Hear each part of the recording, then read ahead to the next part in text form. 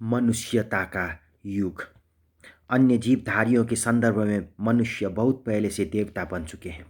हम इस पर बहुत गहराई से विचार करना पसंद नहीं करते क्योंकि हम ठीक ठीक ढंग से न्यायपूर्ण और दयालु देवता नहीं रहे हैं।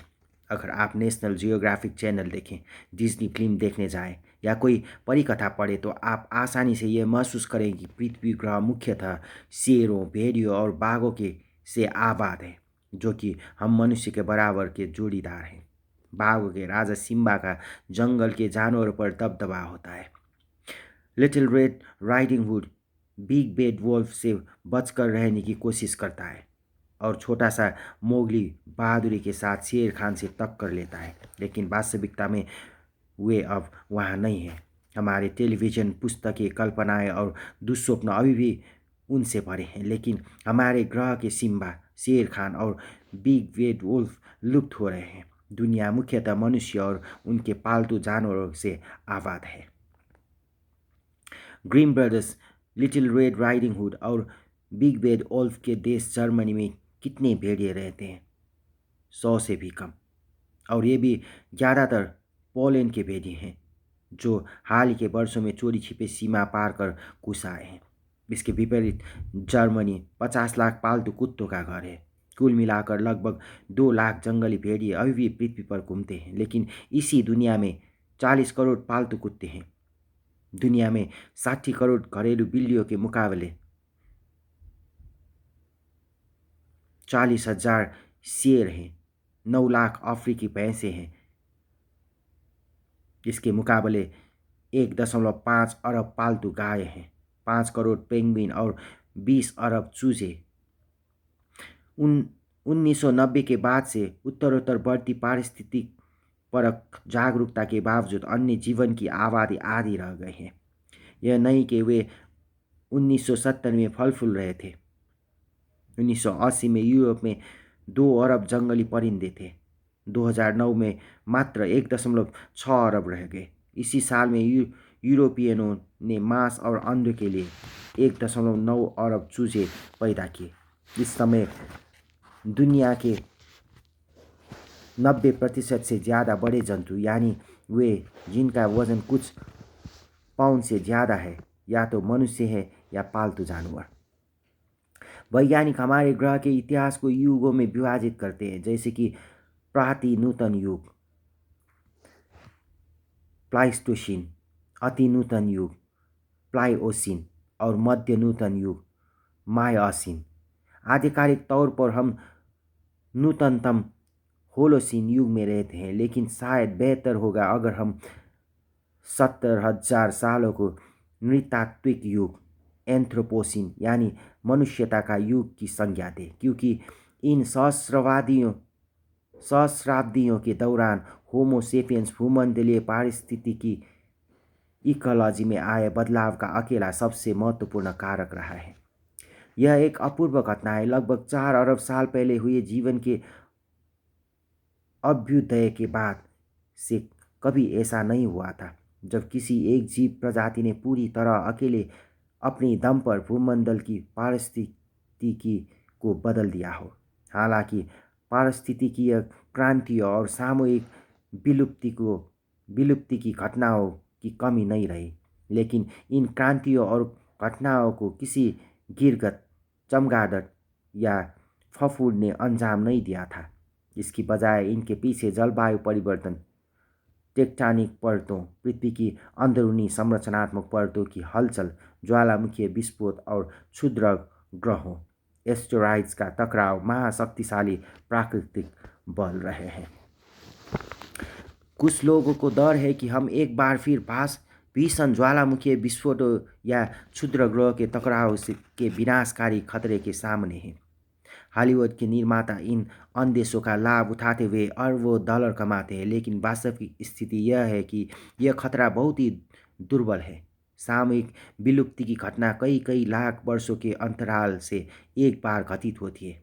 हाँ, कोई विशाल क्षुद्र ग्रह शायद हमारे ग्रह से 10 करोड़ सालों में कभी टकराएगा, लेकिन अगले मंगलवार को इस तरह की किसी घटना की कोई आशंका नहीं है। हमें क्षुद्र ग्रह से डरने की बजाय खुद से डरना चाहिए।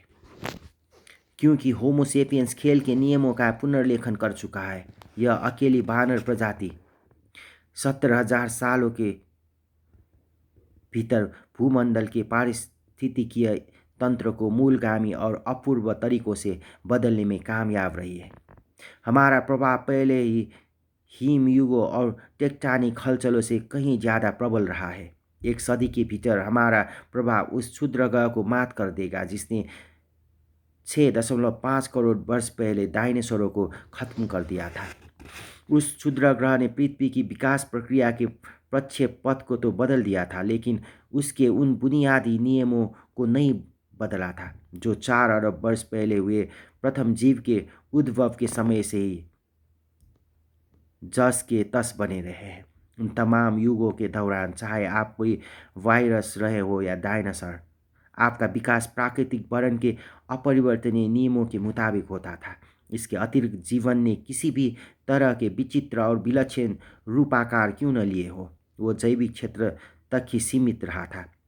आप चाहे कैक्टस रहे हो या हेल, आपकी रचना जैविक घटकों से ही हुआ करती थी। अब मानव जाति प्राकृतिक वर्ण को बुद्धिमत्तापूर्ण परिकल्पना, इंटेलिजेंट डिजाइन से विस्थापित करने और जीवन को जैविक क्षेत्र से अजैविक क्षेत्र तक फैलाने पर उतारू है।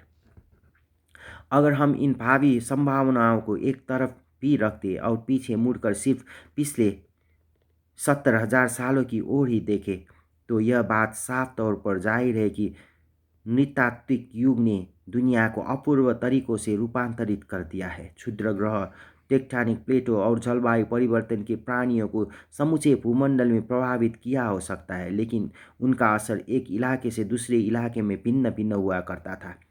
ग्रह कभी भी एक पारिस्थितिकीय यंत्र से निर्मित नहीं रहा। इसकी बजाय यह धीले ताले ढंग से आपस में जुड़े रहे बहुत से पारिस्थितिकीय तंत्रों का संग्रह हुआ करता था। जब टेक्टोनिक हलचलों ने उत्तरी अमेरिका को दक्षिणी अमेरिका से जोड़ दिया, तो इसके नतीजे में शिशुओं को धारण करने वाली थैलियों से युक्त ज़्यादातर दक्षिणी अमेरिकी पशुओं का लोप हो गया था, लेकिन ऑस्ट्रेलियाई कंगारुओं पर इसका कोई नुकसानदेह प्रभाव नहीं पड़ा। जब अंतिम हिम युग 20,000 साल पहले अपने शिखर पर पहुंचा, तो फारस की खाड़ी की जैसी मछली और टोक्यो की खाड़ी की जैसी मछली दोनों ने अपने को नई जलवायु के मुताबिक ढाल लिया। तब भी चूंकि दोनों आबादियों के बीच कोई संबंध नहीं था, इसलिए प्रत्येक ने अलग अलग ढंग से प्रतिक्रिया की और उनका विकास स्वतंत्र दिशाओं में हुआ। इसके विपरीत सेपियंस ने उन समाजों सीमाओं को तोड़ दिया जो भूमंडल को स्वतंत्र पारिस्थितिकीय क्षेत्रों में विभाजित करती थी। नृतात्विक युग में यह ग्रह पहली बार एक एकल पारिस्थितिकी इकाई बन गया।